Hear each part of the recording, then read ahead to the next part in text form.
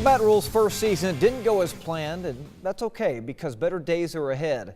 At the beginning of the season, Baylor named Manu Solomon as starting quarterback. Then Solomon got hurt, and Zach Smith took over. Then Smith got hurt, and Charlie Brewer finished the season as a starter.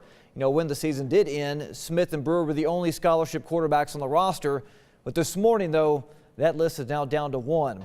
According to David Smoke of ESPN 1660, Zach Smith plans to transfer from the football program.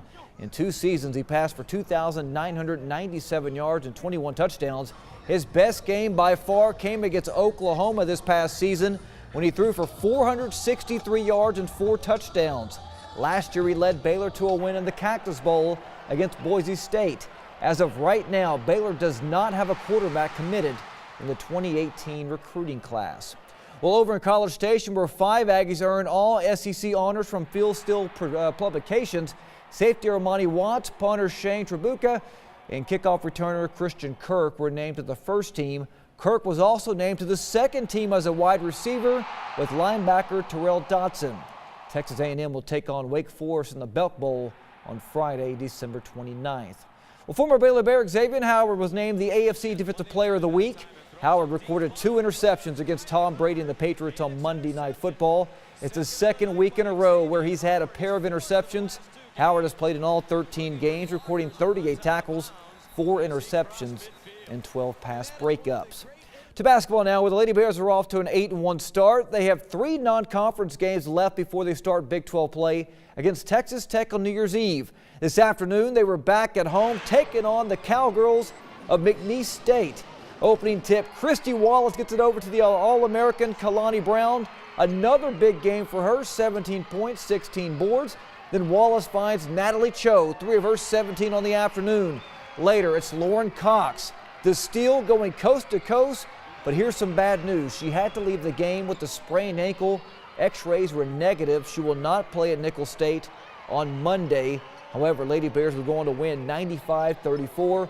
Freshman Dee Richards filled in for Lauren Cox, had a career high in 11 points and 12 rebounds. And here's what Dee had to say after the game on why she posted that double-double.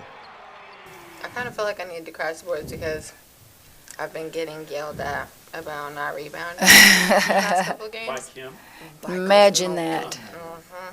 So, yeah, that's what made me feel like I needed to go to the boards now, honestly. I think we did have lapses during the game where we were just defensively not fully there, but yeah, overall I think we came back ready to play, and the girls did well. All right, let's stay in the Big 12. Number 8 Texas scoring off against Northwestern State. We'll pick it up in the second quarter. Alicia Sutton finds Jataria White down low for the easy bucket. 2 of her game-high 15 points. Then later, LaShawn Higgs over to Ariel Atkins, 13 points, 7 boards, 3 steals in just 21 minutes of action. As Texas, they improved to 5-0 at home, winning 68-44. Over to the men, with the Baylor men back in action tomorrow night after knocking off Randall on Saturday. Bears come in at 7-2 on the season. They have won 45 consecutive non-conference home games against unranked opponents. Now tomorrow they'll take on a Texas Southern team that has the #1 strength of schedule in college basketball. Now despite being 0-9 on the season, Keem McClure says you cannot take this team lightly. People take them for granted because you look at their record and it says like 0-8, 0-9, but then you look who they play and you're like, dang, they play some really good teams. And you know, they always come out and give us a great game.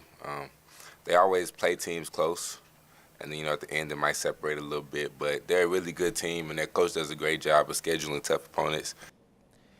Well, Shelly Fannin, Josiana Presley, and Hannah Locken were named the AVCA Division I Honorable All-Americans.